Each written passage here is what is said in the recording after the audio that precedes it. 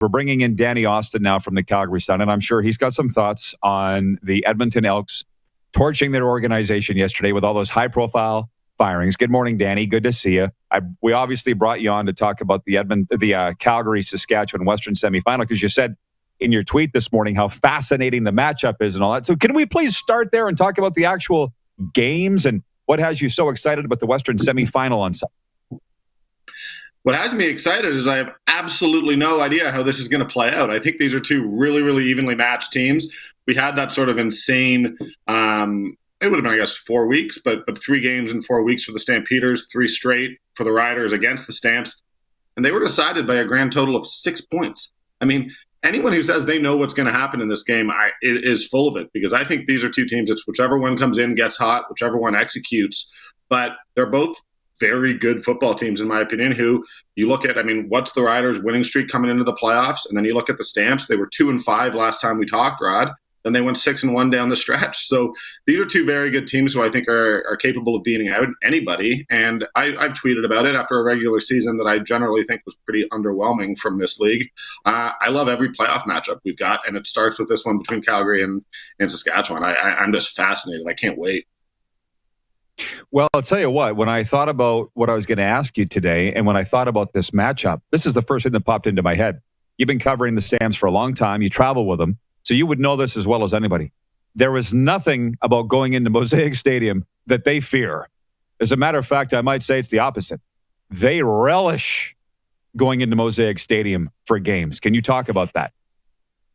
Yeah, I mean, the Stampeders team has had a ton of success. Bo Levi Mitchell has had a ton of success in Saskatchewan. I mean, that's not a knock on the Riders. I want to be clear. It's my favorite road trip, and that stadium's a big part of it, and the fans are incredible, and they can certainly take teams out. But this is a Stampeders team that has had a lot of success there. I will be honest with you. I don't think that there's any intimidation factor in terms of the Riders and how the Stampeders perceive them or going in here. Stampeders have been better on the road this year, but this is one that they get up for. They know what the rivalry means. They love the rivalry, and honestly, I mean, they've generally gotten the better of the Riders in recent seasons. So that's why. I mean, Riders fans try to throw them off their game. That's what you're there for. That's the job. But no, I think that when we look at this season, I found that, look, the Stampeders won 2 of 3. The Riders won the 3rd one, and it sort of felt like that's all anybody talked about outside of Calgary was the fact that they lost the 3rd one, as if they didn't win the first 2. So I think the Stampeders are very confident. I think that the way that this season was built was luck. They had some things to sort out. There were some injuries early on, particularly to Bo Levi Mitchell. He didn't get a training camp, but the idea was get hot going into the playoffs, and they have done that. So they have reason to feel confident about the direction that they've gone and the way that they've built themselves up this season.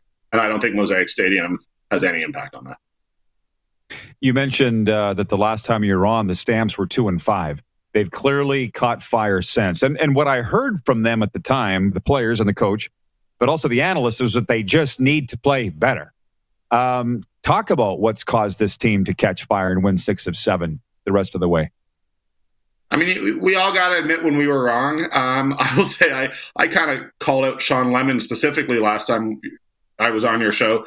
That defensive line, and that starts with Sean Lemon, I really do think he was the catalyst. I think you were getting good play from Mike Rose and Derek Wigan, but Sean Lemon sort of took it upon himself to start getting sacks, start hassling quarterbacks, and from there you saw guys like Stephen Banks, Isaac Adeyemi Berglund, Fuller or Malade, they've all stood up. But it really did start with the D-line because, as you know, I mean, you give receivers enough time in this league, they're going to get open. So it was really hard on this elite group of defensive backs. They were giving up yards, but there wasn't that pressure on quarterbacks. And I think it started with Lemon, but the D-line as a whole really, really improved. And it's taken the offense time. And I still don't know if the offense is all the way where you want it to be right now from the Stampeders. I think that they've had flashes. I think they also, I mean, we saw in that 3rd game against the Riders, you know, I believe Bo Levi Mitchell threw 4 interceptions. That can't happen. You don't win football games if you do that. But the defense is so good. You look at Jameer Thurman, Darnell Sankey at linebacker. The addition of Trey Roberson just gives them options in the DB group.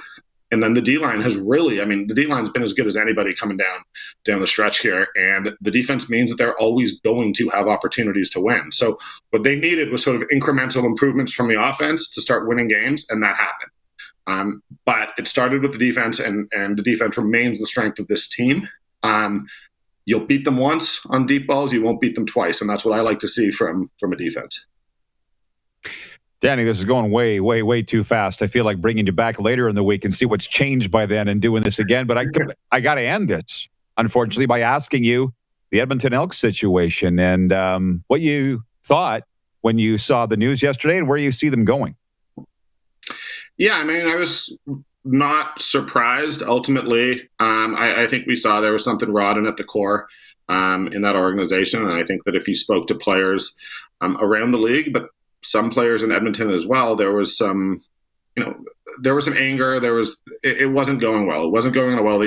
It wasn't going in a direction that I think you could fix with a small change. So this is good. We need, as a CFL community, we want the Elks to be successful. Edmonton's such an important part of this national puzzle that we have. It's an important piece. What I will say is I hope that the players there's someone from the organization reaching out to the players. I'm told that what didn't really happen yesterday. So there's a lot of confusion about the direction. Those players want to know if there's interest in keeping them around. But this had to happen, though. And I think Wally Bono is the perfect guy. I can tell you, I don't want to talk too much about, Mark Killam as an option, but I think you've got a great head coaching option here in Calgary in Mark Killam, who I think would do a great job, who has a great reputation for being a player's coach, who players love around the league, and that would really help in free agency. But there's options. But ultimately, it's unfortunate. I have no problem personally with any of the people there. I'm not trying to badmouth them, but it seemed like obviously change had to happen. It is going to be fascinating to watch, along with the Ottawa GM situation, and of course, the games themselves. Danny, as always, I appreciate the time. Enjoy the game on Sunday. Thanks, buddy. Always good to chat. Talk soon. Calgary Sun's Stampeders beat writer Danny Austin joining us from Cowtown, previewing Canada's Game of the Week. Hey, everybody. Thanks for watching the RP Show on YouTube. And don't forget, we're live daily on YouTube from noon to 2 Eastern. If you like what you see, hit subscribe. And if you like the program, check around for other segments of The Rod Pedersen Show here on YouTube.